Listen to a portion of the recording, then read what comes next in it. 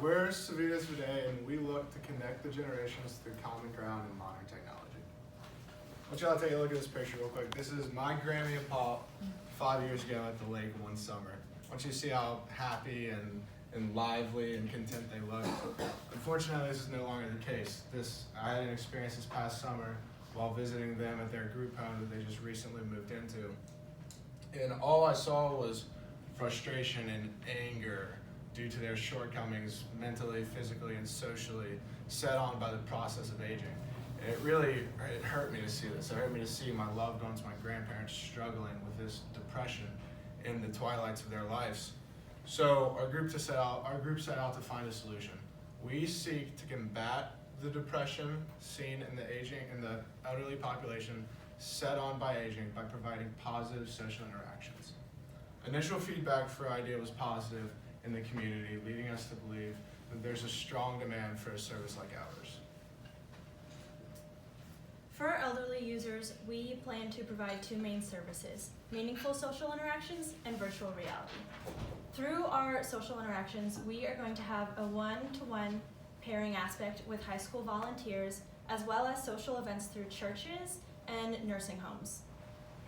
We also plan to implement our virtual reality, which will deepen these relationships by having the high school volunteers guide their elderly partners through using virtual reality to see sites around the US and around the world, and to have experiences that may be difficult for elderly people to continue experiencing. For our high school volunteers, we plan to have them be able to fill out our compatibility test to find an elder, and they will volunteer with them once a week to spend time with them at least. And when we spoke to high school volunteers, we discovered that they would be really interested in an opportunity like this, because not only do many clubs and organizations require community service hours, a lot of students are far away from their grandparents, and they feel like this would be a good way for them to give back when they can't always be there. So when we started our plan, we started broad, and we were thinking about mental and physical health.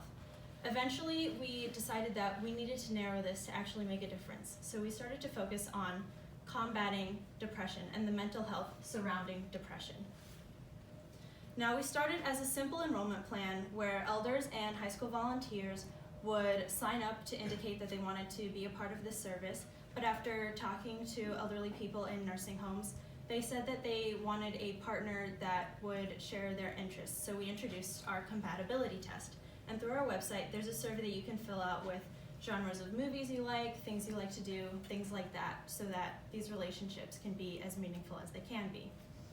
Now, while we plan to keep our one-on-one aspect of our relationships, we brought into social events as we talked to nursing home directors who said that community is a big problem in nursing homes and churches, and that a lot of these people, when their friends and family start passing away, it's really hard to start meeting new people. So we would facilitate more meaningful community relationships.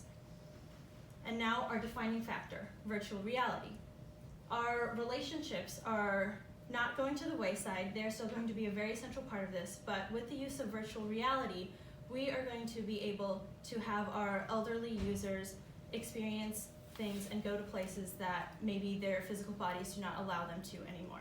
When we spoke to our grandparents and people at these nursing homes, they said that they felt like they were missing out since maybe they can't travel as much as they used to, or their medical issues don't allow them to go on planes anymore. So this is a way that we can make them feel included and feel like they are still experiencing things in the world.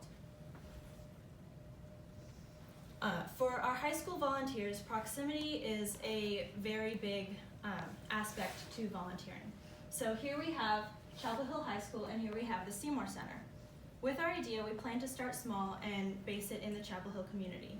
These places are roughly a 10-minute drive apart, which would be very feasible for high school volunteers to be able to go to the Seymour Center to interact with their elderly partners at least once a week. We'll provide our service through two channels: one to individuals directly through a subscription base, and two through our partnerships with local group homes.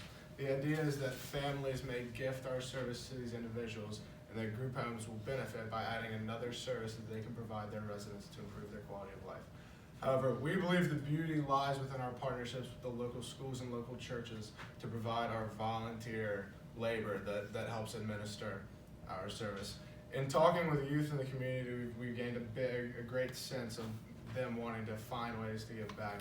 And so as this sense of giving back continues, we expect Civitas Vitae to grow through our youth participation and elderlies who seek to better their lives.